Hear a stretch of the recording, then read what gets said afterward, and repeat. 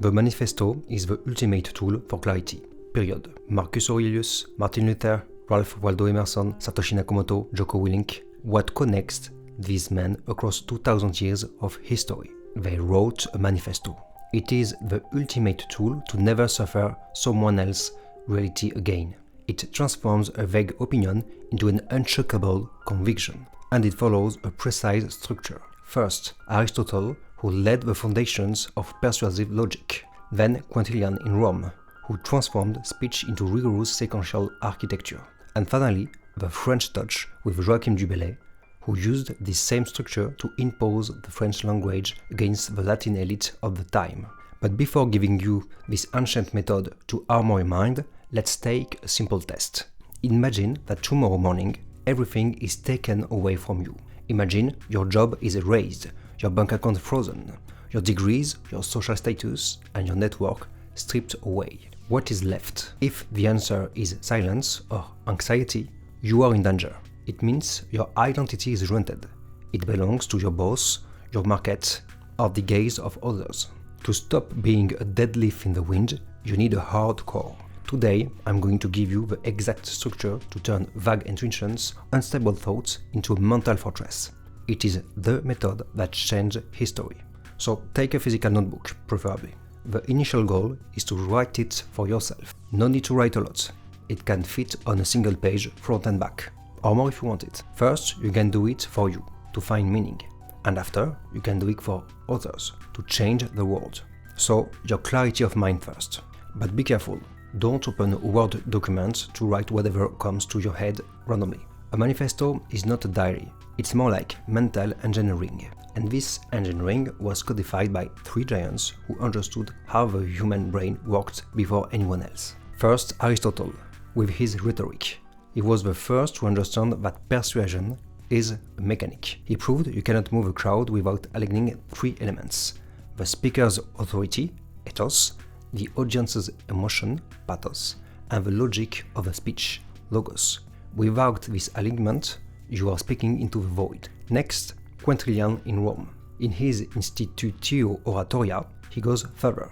He transforms speech into architecture. He theorizes that the order of arguments is more important than the arguments themselves. You don't put the roof before the foundation. He created the sequential structure we still use today in courts and parliaments, because order creates authority. And finally, the French reference, Joachim du Bellay.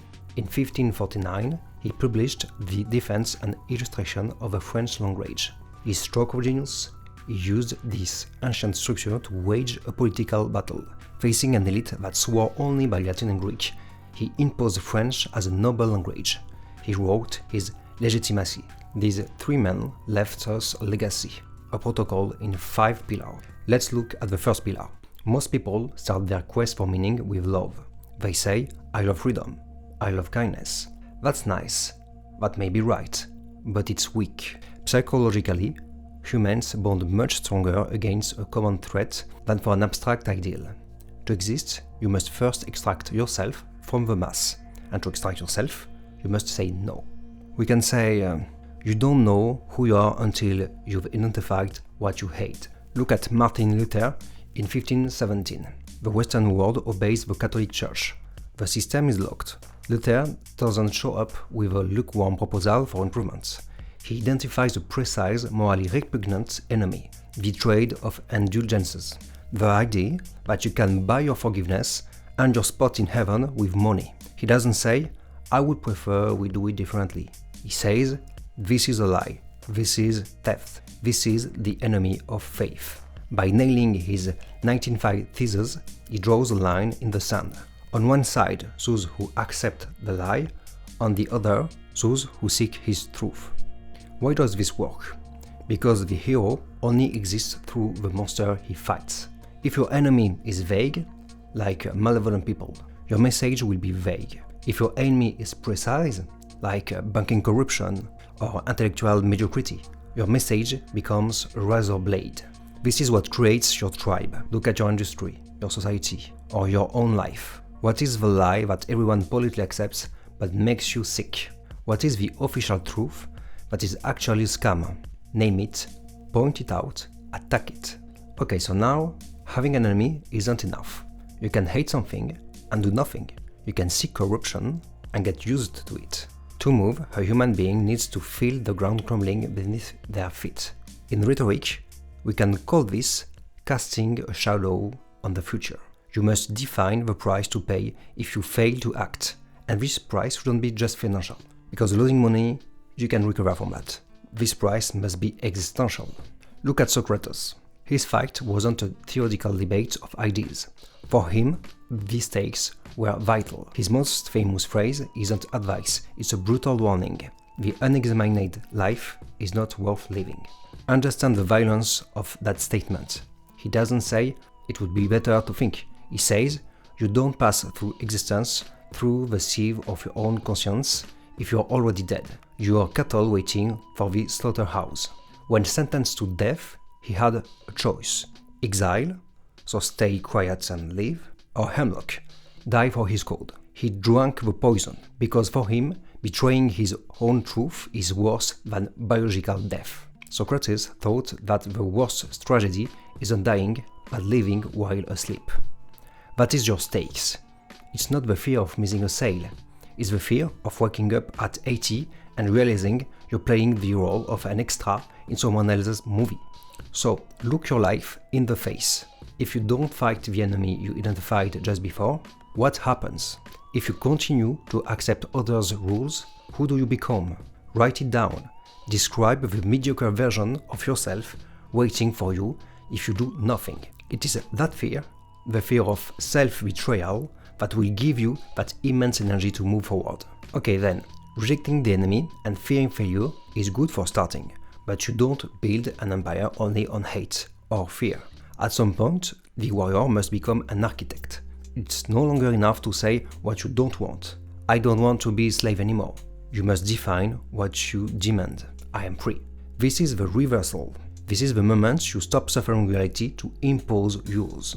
In 1776, the American colonies are angry at the King of England. They have their enemy. They have their stakes. But Thomas Jefferson doesn't just write a complaint later. He doesn't write a list of grievances asking for tax cuts. He writes a new definition of a human being. He writes, we hold this truth to be self-evident that all men are created equal. Understand the power of a gesture. He declares the king irrelevant. He replaces the status of subject of the crown with that of free citizen. He visualizes a new world, and he declares it will before it even exists. It's not a vision board with Ferraris, it's a redefinition of your identity. It's saying, in my world, success is not measured by social status, but by freedom or time. In my world, authority comes not from degree, but from competence. Jefferson invented a nation with words, and that is inspiring. So, project yourself once the enemy is defeated. What does your ideal life look like? Not what your parents wanted for you, not what Instagram sells you. What is your definition of success? What is your definition of freedom? Write it in the present tense, like an obvious truth. I am, I build, I refuse. This is where you plant your flag. Next, this is where 99% of people fail. They identify the enemy, they fear wasting their life, they have a grand vision, but they have no code. A vision without a method is useless. For an ideology to become real, it must come down from the sky to touch the ground. It must become mechanical. This is the difference between reflecting and intellectualizing. By reflecting, you find a solution to your problem, and you act. By intellectualizing, you think to avoid emotion by covering it with a rational veil, and you go in circles. Look at Jocko Willink. This man is obsessed with freedom. That is his vision. And yes, I'm talking about Socrates and Jocko in the same video. How does he obtain freedom? Through his apparent opposite, discipline. Jocko doesn't wake up wondering, I'm motivated this morning? He has a binary code, 0 or 1. The alarm rings at 5 AM, he gets up. If there is a problem, he takes responsibility. That's extreme ownership. He eliminated choice to eliminate weakness. Result, he is free. Financially free, physically free, mentally free. Your manifesto must contain this code. It's not a vague, I will do my best. It's a list of non-negotiables. In your new identity, what is mandatory? What is forbidden? It can be tools like AI or science, or habits like sports or writing or whatever. No need to take cold showers. The example for Joko is an extreme one inspired by the military world.